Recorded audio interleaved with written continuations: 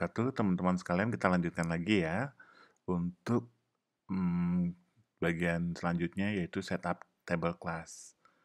Jadi kali ini kita akan ambil features untuk mengelola data class, tapi pertama kali kita akan buat dulu database-nya. Oke ya.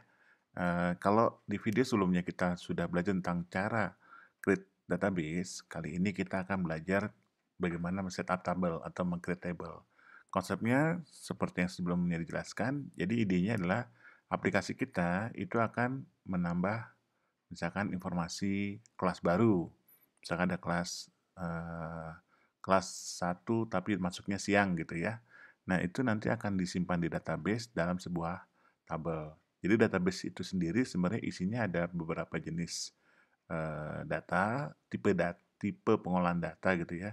Salah satunya tabel. Tabel itu adalah sebuah kumpulan data yang homogen, yang sejenis. Misalkan di situ kelas. Jadi kelas 1, kelas 2, kelas 3, kelas 4, kelas 5, kelas 6 misalkan, atau kelas 1 SMP, SMA, dan seterusnya. Atau kelas reguler, kelas siang, kelas pagi, kelas sore, atau kelas khusus itu dimasukkan dalam sebuah kumpulan data. Kita sebutnya tabel. Tabel ya, atau tabel. Daftar gitu ya, sebuah daftar tabel. Nah, ini nanti kita harus siap, dia akan berada di bawah database. Jadi kita harus pastikan bahwa tabel itu akan disimpan di database yang mana. Nah, dalam prakteknya nanti kita akan menerapkan di mesin MySQL. Diharapkan nanti kita bisa menggunakan untuk project notifikasi siswa ini. Oke, manfaatnya apa sih? Ya, gini ya. Jadi manfaatnya tabel ini adalah kumpulan data sejenis. Artinya apa? Kalau kita sudah mengelompokkan data sejenis, itu akan sangat mudah. Teman-teman bisa bayangkan kalau misalkan di sebuah kelas gitu, ada 48 kursi, ada 48 siswa gitu ya. Atau di sebuah sekolah, itu ada misalkan ada 8 ruangan gitu, dan tiap ruangan itu disebut dengan kelas gitu ya. Kan sejenis ya, jenis-jenis ruangan, jenis-jenis bukan apa, tiap individu siswa itu kan data kumpulan sejenis.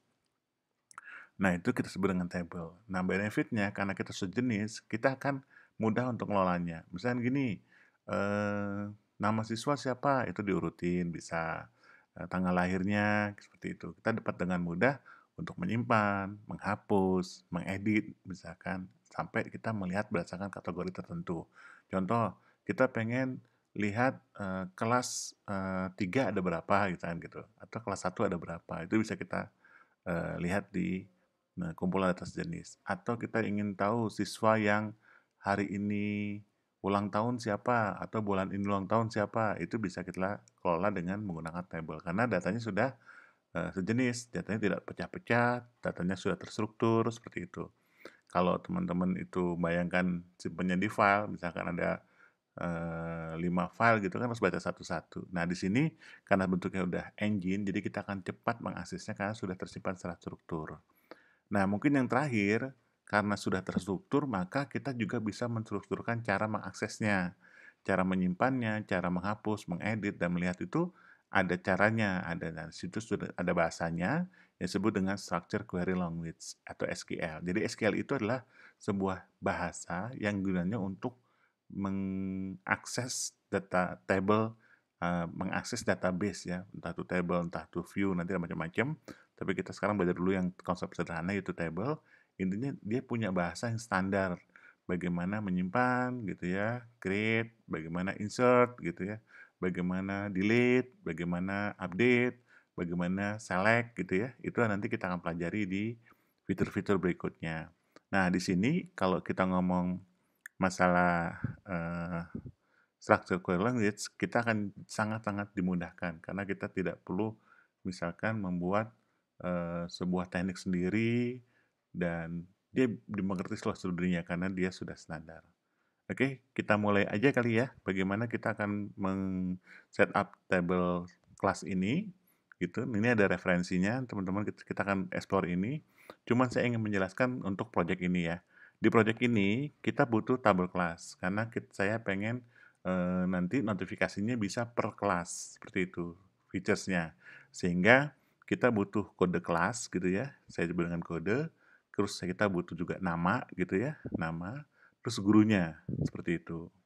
Nah, di dalamnya itu seperti ini yang disebut dengan data homogen. Jadi, primary atau kodenya misalkan 2020, 01, 2020, 03, 2023, 04, dan seterusnya, terus ada nama kelasnya. Kelas 1, kelas 2, kelas 3, terus ada ibu walinya, misalnya Ibu Ani, Ibu Budi, Ibu Citra. Ini adalah database untuk table kelas yang akan kita buat. Jadi kita akan buat kelas seperti ini. Oke, kita mulai aja ya. Nah, karena tadi kita sudah punya referensi contekannya ini, maka kita langsung buka aja ya. Oke. Nah, ini sudah saya buka. Nah, ini ya. Ini dengan PHP MySQL create table. Nah, di dalamnya itu langsung kita masuk. Ini ada konsepnya ya. Jadi SQL itu seperti ini.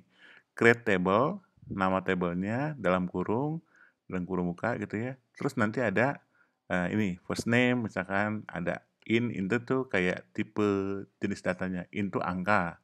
Var itu string ya, string ini ada timestamp gitu, waktu gitu ya, format waktu. Terus ada yang not null itu artinya nggak boleh kosong gitu ya. Nah, ini ada primary key. Nah, ini kan pakai konsepnya ya. Kenapa ini akan jadi kunci utama untuk database yang kita buat. Nah, kemudian kita dapat contoh PHP MySQLi-nya. Jadi kita nggak usah pusing nih kalau misalnya coding-codingan gitu, saya biasanya juga nggak mulai dari awal. Jadi kita cukup akses dengan mengkopinya langsung di sini. Jadi saya copy gitu ya. Copy di sini. Terus saya paste di sini. Oke. Terus kita mulai edit nih. Kemarin kan kalau di video sebelumnya saya nggak pakai password seperti itu. Terus ada tulisan MNS seperti itu. Udah, terus kita mulai nih. Ini berarti dia sudah create connection ya, udah selesai. Terus yang kedua, kita akan create table-nya. Nah, di table ini tuh NS. Bukan, create table-nya T class. Nah, di sini ada primary key, kita akan tidak gunakan ini, tapi primary key-nya kita akan ambil, kita taruh di bawahnya. Kita akan hapus ya, kita akan taruh di sini, tapi namanya variable kata cuma 8 ya, karena cuma kode kelas ya. Kita kasih kode gitu ya. Nah, ini artinya saya akan membuat tabel yang ini. Ya, ini kode primary ini. Ya, cuman butuh 8. Ini butuhnya 6 ya, kita set 6 aja. Kita set 6. Oke. Terus kita butuh nama kelasnya gitu ya. Kan kita butuh nama ya. Oke, kita butuh nama. Nah, kita nggak boleh 0 juga gitu. Terus kita butuh walinya juga, nama wali ya. Ini nggak boleh 0 juga. Oke. Atau walinya boleh 0 ya, karena bisa jadi walinya belum ada. Nanti kita bisa edit. Tapi nama kelasnya jangan, karena nanti nama kelas bisa dipakai. Terus regex time-nya kita hapus aja karena kita nggak butuh. Udah, selesai. Mungkin kita edit sedikit T-class.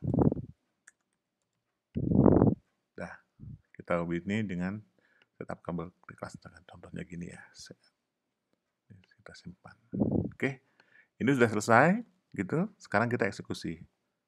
Nah, sudah ada ini, kita ngomong ke setup table T-class ya. Nah, ini masih error. Nah, ini karena usernya nggak ada nih. Nah, biasanya kita ganti. Tadi ada yang salah. Seharusnya usernya di sini root. Oke, kita refresh. Ya, sudah selesai. Bagaimana sih saya tahu sudah selesai? Biasanya saya bisa lihat di sini.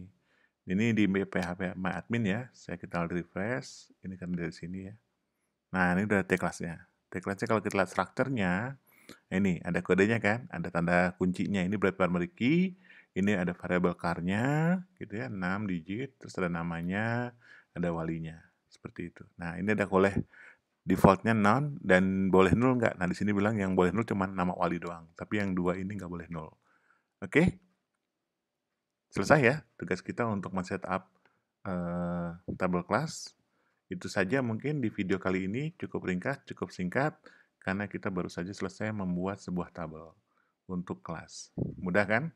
Kita lanjutkan lagi di video berikutnya untuk bagaimana kita langsung pertama kali membuat codingan PHP untuk memasukkan data.